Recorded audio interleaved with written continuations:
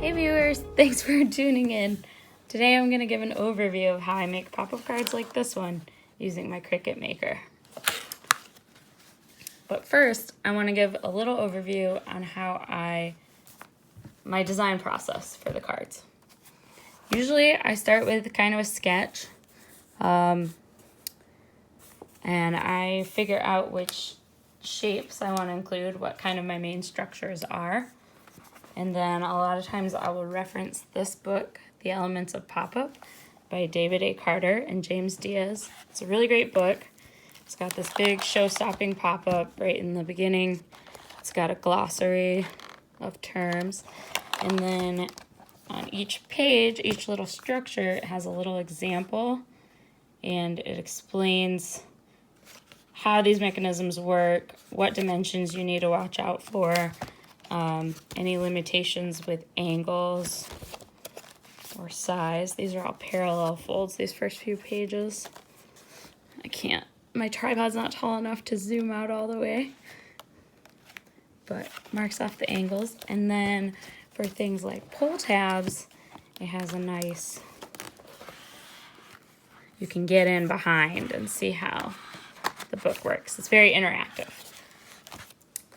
So I'll usually use that along with some sketches to kind of decide what my design will be. And then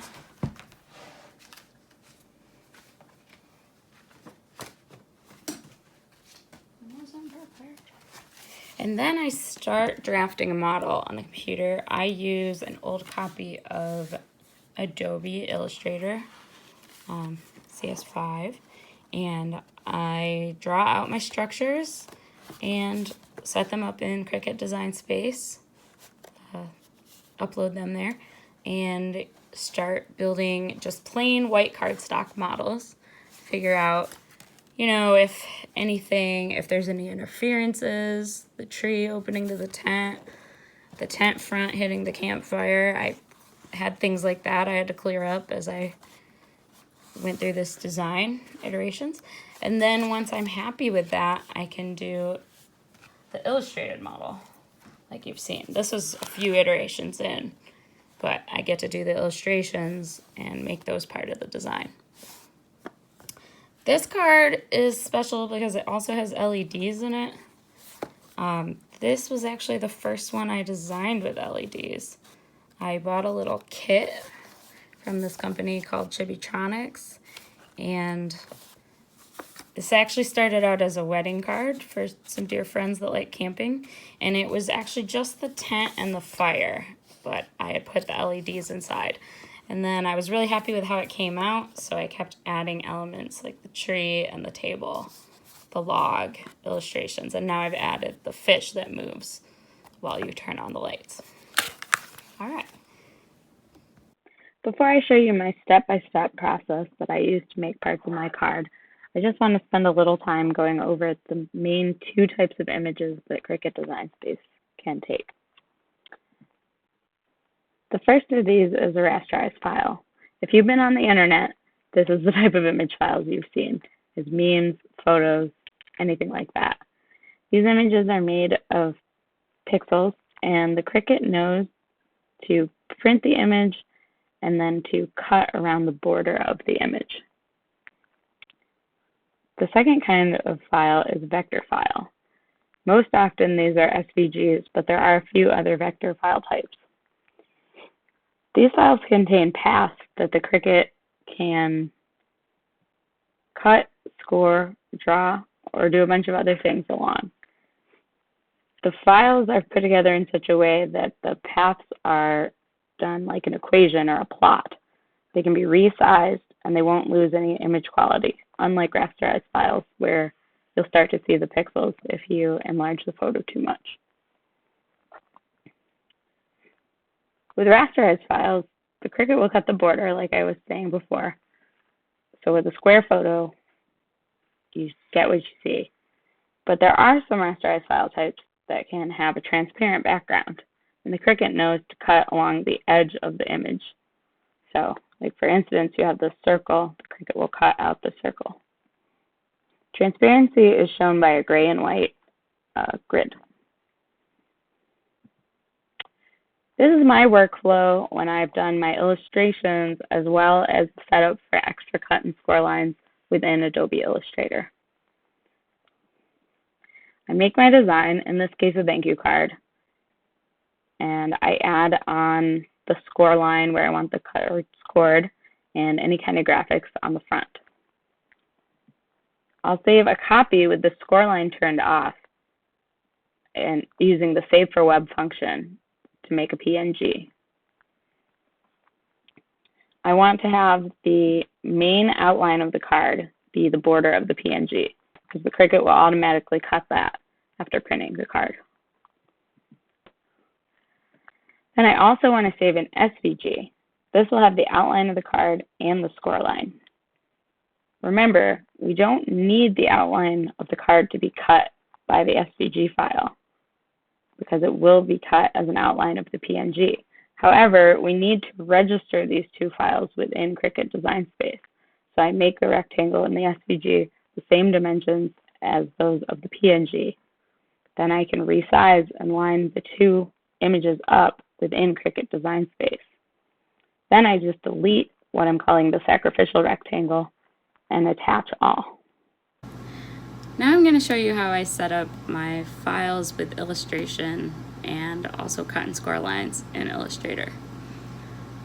So here's one of the files from my card, and what I've done was set up the illustrations on one layer, and then another layer is the extra cut and score lines, and then I've grouped the score lines and the cut lines. What I'm going to do is take the cut line group, and I'm going to go to Object, Compound Path, and Make. This will just simplify into one path, all of these separate paths. It's a little bit easier in Cricut Design Space to do it this way. So I'm doing it for the scores too, and then I will retitle them. And just show you. All right. The next thing I need to do is I need to shrink the artboard down to the extents of the design. So I start with 9.25 by 6.75 because those are the Cricut limits for print, but then you can go here to fit to artwork bounds. And now it is tight to the edges of my design. Then I'm going to hide the cut and scores and save this as a PNG. And I'm going to bump up the image size. I paused here to do a little math. The Save for Web and Devices, of course, defaults to 72 dpi, but I want to bring up the pixel dimensions of the sheet so that I can have it as a bigger print. I want to get more in depth with this in a future video to explain what I mean, but for now,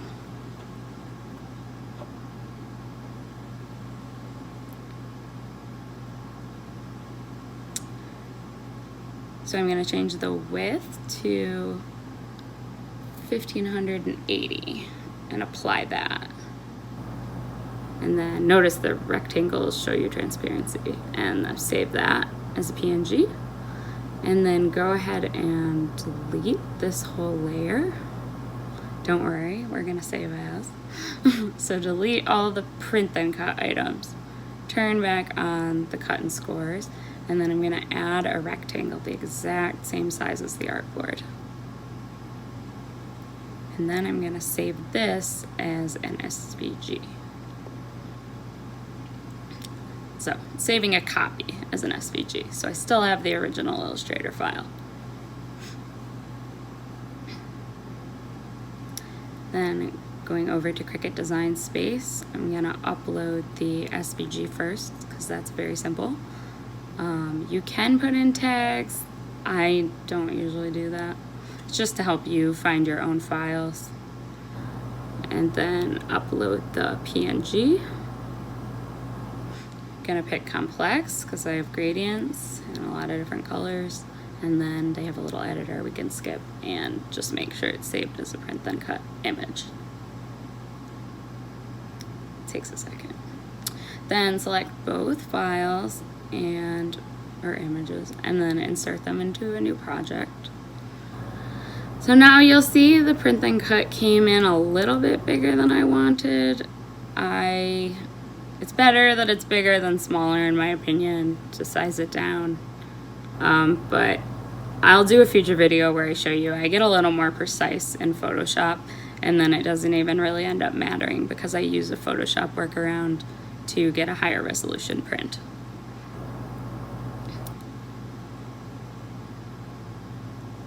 So check the size of your elements. My SVG always comes in the right size. So I'm going to resize the print and cut layer to that. And now you see that little alert went away and the layer that was telling us it was too big to print. And then move them so they're both at 1:1. And then we'll delete the rectangle. I don't know why the rectangle moved when I did that, but the cut and scores stayed lined up, as you'll see. And then, yeah, we have to change this one group to score lines. So now you can see them on the shapes. And then we have to attach. So the machine knows to put the score and cut lines on the image where we want them. And then save. And then in the next little segment, I'll show you how to make it. Okay, now I'm going to show you how to send the file to the Cricut. So click Make It up in the top right corner. It'll give you a preview of the object on your mat. It'll show over here we've only got one mat. If we had multiples, they would be listed down. And it says what it's going to do on the mat, which is print, score, and cut. And then click Continue. And here is where you would send it to the printer of your choice. I've actually already printed mine.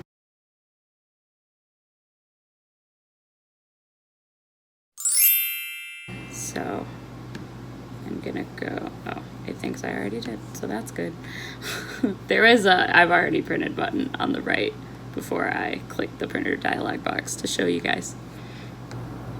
And then I have the material I want favorited right here, but they also give popular materials and then browse all materials. And you can see there's a ton you can choose from. Lots of fabrics, different papers, cardstocks, vinyls, leather. We're gonna stick with the cardstock for intricate cuts. And then it'll tell you what tool you need to start out with, in my case the scoring wheel, and it'll tell you to load your mat and once you've got the tool set. And then you can mouse over this to get a preview. I often do that just to make sure. So for us, we want the paddle in the top left corner. So let's go load the mat. Okay, then we'll put our print on the mat. You need to make sure the paddle corner is in the upper left.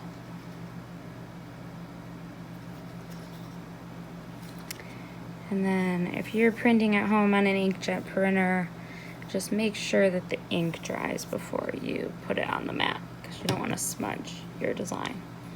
I like to use this brayer to make sure everything's really stuck down, especially on some of these older mats that aren't as sticky as they used to be. And then we'll go load this in the machine. Okay, so we need to load the scoring wheel into clamp B, which is the right clamp. And that's this guy. You can see it's got an 01. Try to do this one-handed. Okay. And then grab our mat.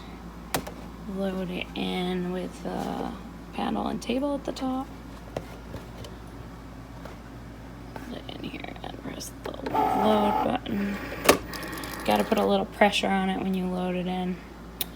And then press the Cricut icon to start.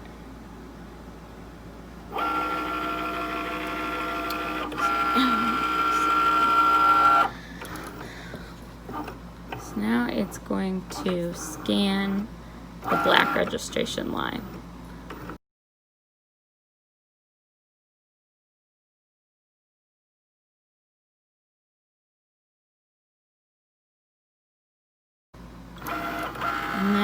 those in the garage to check that we have the right tool loaded in.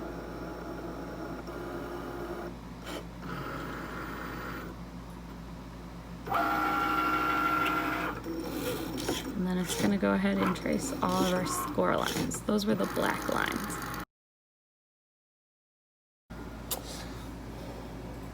And now we have to change the tool to the cutting tip. I don't know why this is so hard one-handed. It's not like I normally do it two-handed, but so right now I know I can't. So this is the fine cut blade, which the camera won't focus on. It doesn't want to focus on. It's the cutting tip for most, you know, paper, cardstock, vinyl, thin things. Cricut again.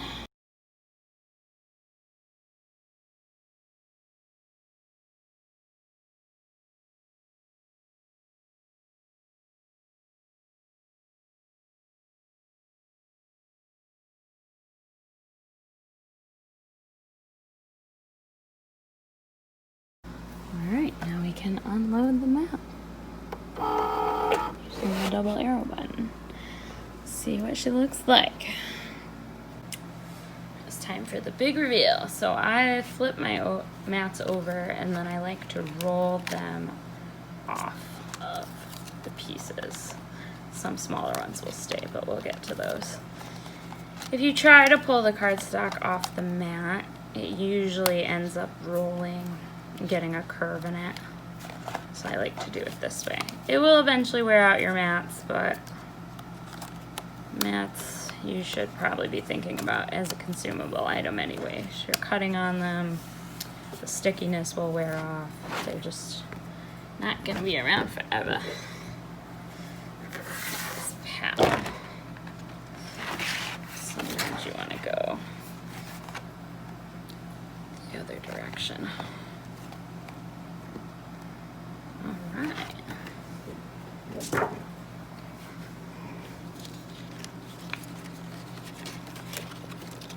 Knock all our pieces out. Let's see how good of a job it did. So there's our tree and our canoe. Did pretty good. You know, as good as I would do with an X-Acto blade. If you can see, there's a score line there for this tab.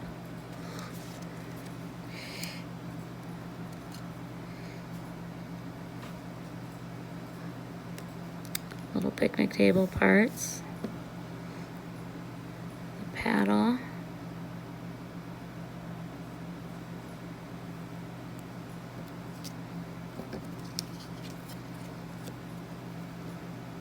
Tabletop and seat. And that was just a blank. And the fire with the logs and the stones around it. And then I put a vellum piece inside the fire with the flames. But I'll have to show that in another video. I hope that was helpful. If you have any questions or suggestions, please feel free to leave them in the comments or reach out to me on any of the social media platforms listed at the bottom of the screen. This video was loosely based on a Skillshare I did via Spark Makerspace, which is located in New London, Connecticut. If you're in the area, you should check us out. Thanks for watching my first video. There will be a lot more to come.